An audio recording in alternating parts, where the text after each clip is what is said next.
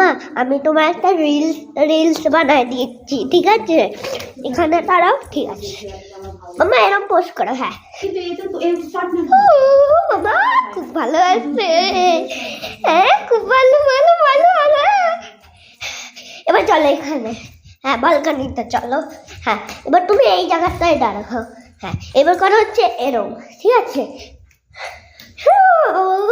এরকম একটু, হ্যাঁ হ্যাঁ করো করো করো করো। হ্যাঁ খুব ভালো হচ্ছে বাবা, ভালো ভালো। এরম এরম